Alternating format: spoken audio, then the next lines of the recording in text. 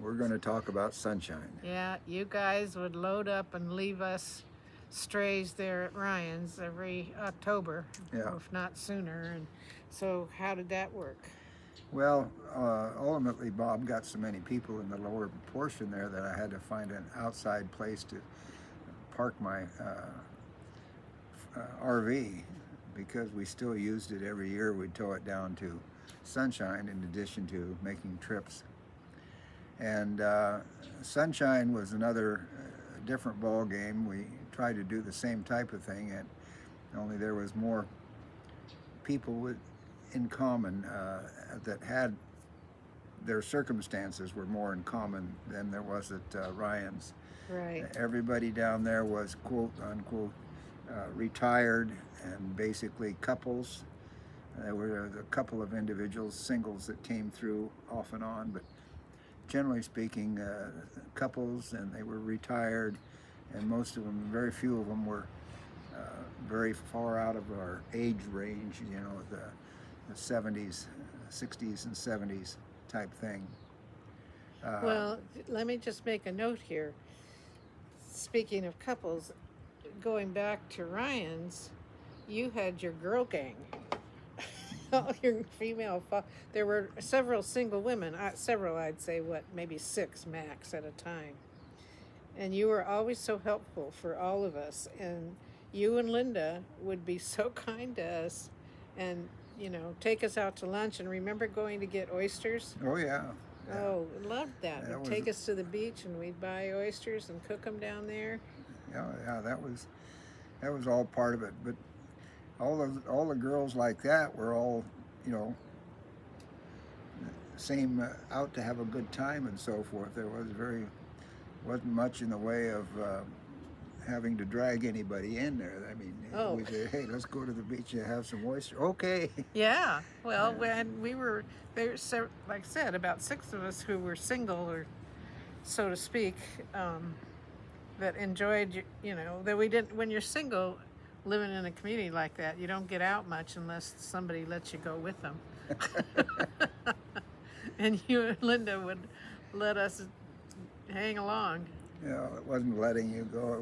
We enjoyed the company. The company was all of those people that joined us in those situations were fun to have around and fun to be with. Yeah, they were. It was a fun group. It's nice when you get to that point in your life where you enjoy the people that are around you and so forth. And that's the one thing that I do miss a little bit right now, is because we don't have that kind of closeness just by the nature of living in a condominium complex and so forth, where you don't have that much interaction. So it's just a matter of, I miss that getting together for happy hour. We tried it a couple of times over in San Felipe, but it just didn't work out because trying to set up something on a regular basis, there's so many different things going on with the people that there was never the same ones there more than once. Plus, in the condominiums at San Felipe, there's not that many people there who live there full time. They're coming and going all the time, and you can't keep. We've got renters coming in, and they're not the kind of people that you invite down to. I mean, anyway, that's San Felipe. Let's go back to Sunshine and how neat it was to be with all those like-minded people. Give me a couple stories about things you did down there. Well, there was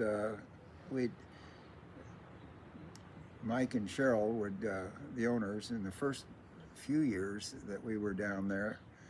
Cheryl was still working, so she didn't get in on a lot of things. She was traveling all over for her company and was kind of a troubleshooter and that type of thing. I didn't realize that. Yeah, and then she went ahead and ultimately, after about the 4th year, I think she went ahead and did fully retire and became really the real impetus there at the resort.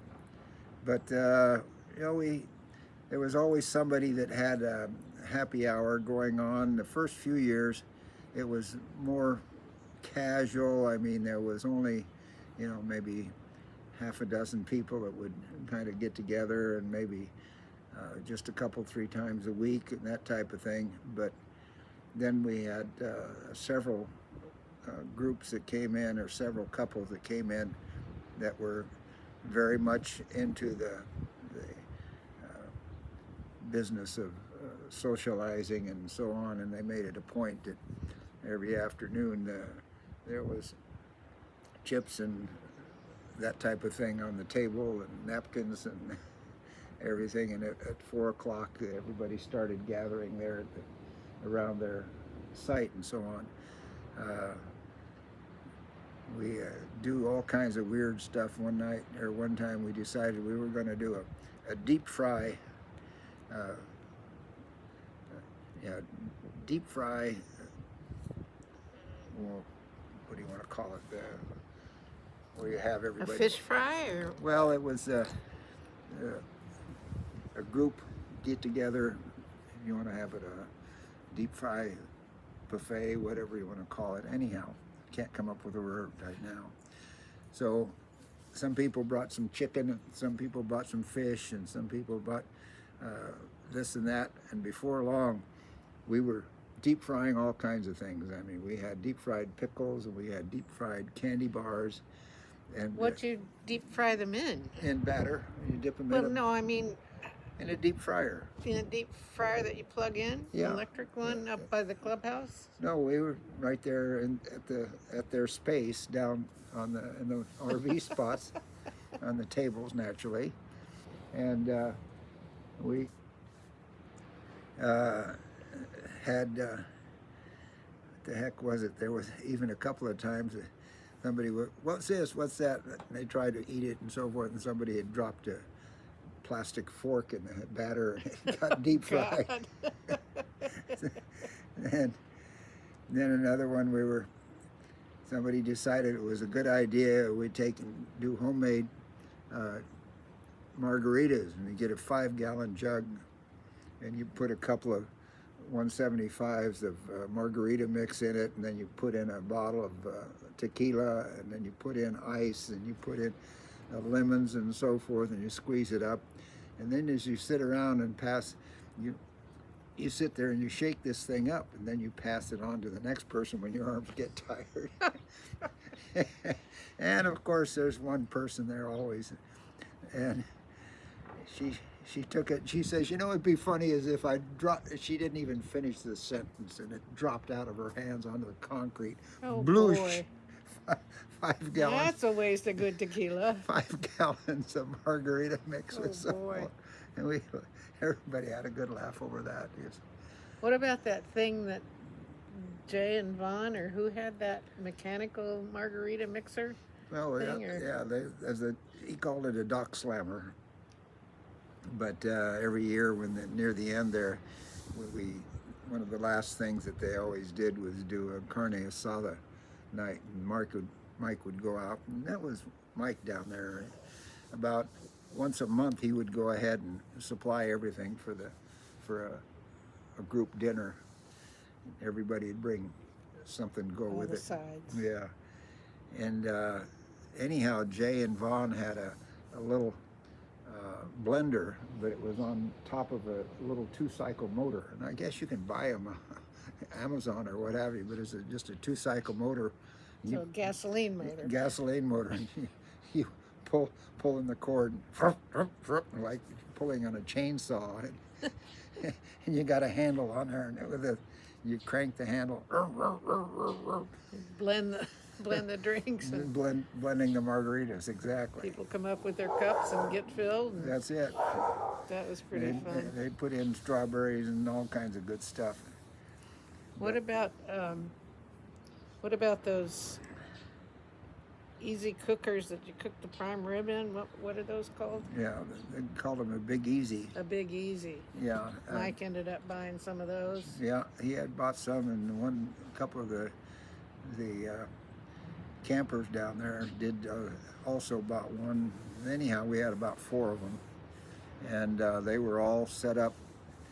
And through the guys that worked there, we ended up putting him on, setting up his big propane tank that he had for the laundry room.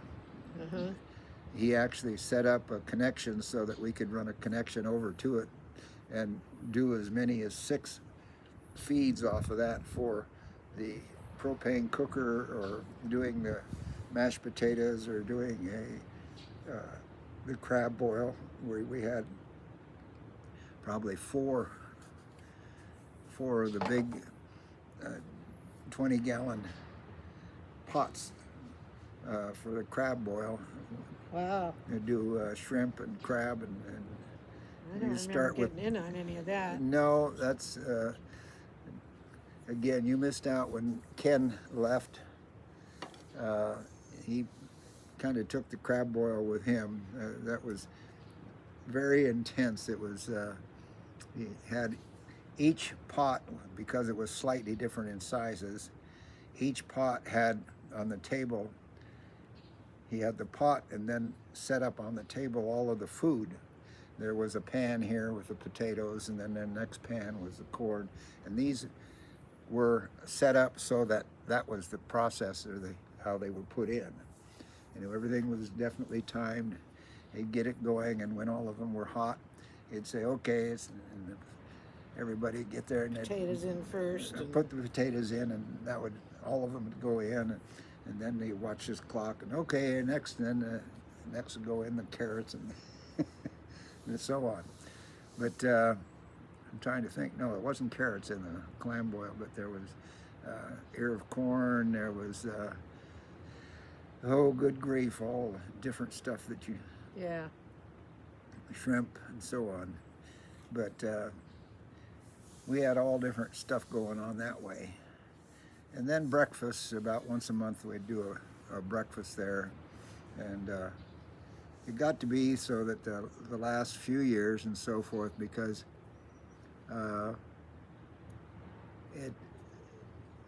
we were trying to do so many different things and so forth, that it was, you had to sign up and buy in on it and so forth. So it was, you know, $10 or $15 or so much per person.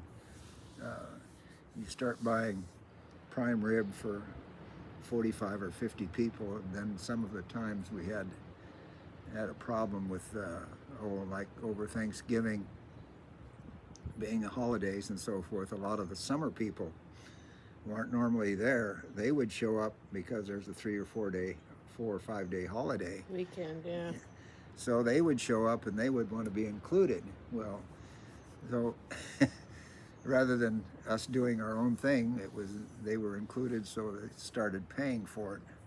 Yeah. And at one point, before they finally had to start saying, you know, okay, this is for our summer people, or this is for our winter people, rather, we had 71 people at Thanksgiving dinner. Wow. 71, and it just we had five or six turkeys. Oh, at least, yeah. Yeah, 5 or 6 turkeys, and again, the summer people. There's only about 2 or 3 of the summer people that ever involved themselves in the preparation or helped out, or cleanup. Yeah, they would show up just about the time food was being served, and kids and so forth. So it, anyhow, but no, it was. you were involved in that a lot. Yeah, but there was a lot of things that we did, kind of helping out Mike. He wanted to put up an additional shed. He ordered out. He had shortly after he had taken over the place, he had built a whole set of storage sheds, and these were large, 20-foot RVs and yeah, stuff. 20-foot openings, and where you could pull an RV into it and so on. And we helped him put up another shed that we used for his equipment and so forth. We'd also go out there, and he'd rummage around and find places where he could pick up wood, and then we'd have a wood cutting party for almost a couple of hours, 3 hours. One week we'd go up there in the morning and chainsaw and split with a wood splitter, split wood for our happy hour fireplaces and so forth. So you were always busy. Well, what about for fun? You guys canoed down the river, right? And right. then you'd stop at bars along the Colorado River. Right. Mostly kayaks. Mostly kayaks. We had the canoe because getting in and out of the canoe was just a lot easier than the kayak, number 1 and 2. And also, you never had to worry about a wet butt, or unless you unless you turned it over. And you could take your dog. Yeah. And I only turned over once, and that was by myself when I was out in front of the park looking for my glasses, my prescription glasses I had taken, and forgot to take them off when we had our polar bear swim, and I went in the water there with my prescription glasses on, and so your polar bear swim. Yeah, polar bear swim every New Year's morning. We'd get ready for the breakfast and then go on down and do the polar bear swim, then come back up, and those that didn't swim had breakfast ready for us. So just go take a dip. You had to go immerse yourself in the river and then come out. Nobody went in and swam around. Well, there was a couple of them that it was pretty cold. Generally, New Year's morning, the water running is very, very low because most of the water that comes through down the river there is for irrigation in the central, or the Imperial Valley down there. So if there's a holiday or a long weekend, they're not going to have much water going down the river. Also the winter time, because they're not using all that much water, there's very little water. So on New Year's Day, when we do our polar bear swim, you could walk almost out to the middle, the very middle, before you would get up to your armpits. I mean, it wasn't very deep. Yeah. In fact, a lot of the guys wouldn't take their boat on the river during the winter months just because there's moving sandbars and that type of thing. And then speaking of boats, Chuck and Marlene always had their boat down there, right? And you'd go fishing with them sometimes on the lake. Oh yeah. Havasu. Yeah. Well, about the second year we were there, we decided we wanted to have a boat too. So we went ahead and looked around, and we found a used boat that a guy that Campbell Boat Works had taken in on trade, and the floorboards, it had been out in the weather for years, and the floorboards were shot in it and so forth. And I got to talking to the guy at Campbell Boats, and he says, well, to tell you the truth, he says, it runs, but it doesn't run good. It's got this or it's got that. So I was talking to him about it, and I figured from what he was talking about, I could get it running pretty good. So I made him an offer, and he says, well, I'll take it, because I says, can I take it out and try it? He says, no. Anyhow, I got it. As is. Yeah, and put a new floor in it with new floor carpeting, the boat carpeting in on the new floor. And then I started working on the engine and so on. And it was kind of a funny little deal. It wouldn't accelerate on a rapid acceleration. It would choke itself. It was like it was getting too much fuel too quick or something. Mm-hmm. And tried all different kinds of things and with different guys trying to get it so it would take that. And if you want to play with it, it'd fine and come up and run like a top when it was. So anyhow, I dealt with it for a year or so, and then I got thinking about it, and I found that by taking the butterfly in the carburetor and had somebody go through the acceleration motion, and by holding that butterfly at a certain point, it would accelerate through that. It wouldn't choke itself. So I figured that out, and then I went ahead and drilled a hole and put a screw into the carburetor just so that it would hold that butterfly from flopping all the way open, that it would catch the butterfly at a certain point and hold it there. And never had a problem since then. What an engineer. but Wow. but Chuck and I were we took our boats up through the Needles Pass, the canyon, Needles Canyon. It goes up to the town of Needles, connects Lake Havasu naturally. And on one trip, we had gone and some of the people wanted to do their kayaks from Needles there, right at Highway 66 crossing. They wanted to take their kayaks down through there, and we told them we'd go ahead and meet them with the boats coming up through the canyon. It turns out the wind was so bad that day, they got about a third of the way and they couldn't make any headway at all, so we picked them up in the two boats and took everybody back down to Lake Havasu in the boats. This is all on the river above Lake Havasu? Yeah, it's up through the Needles Gorge. There's a little gorge there that goes in there, and it's just really remarkable because it's got big vertical sides and so forth. I have to stop this because it's going too long. Okay.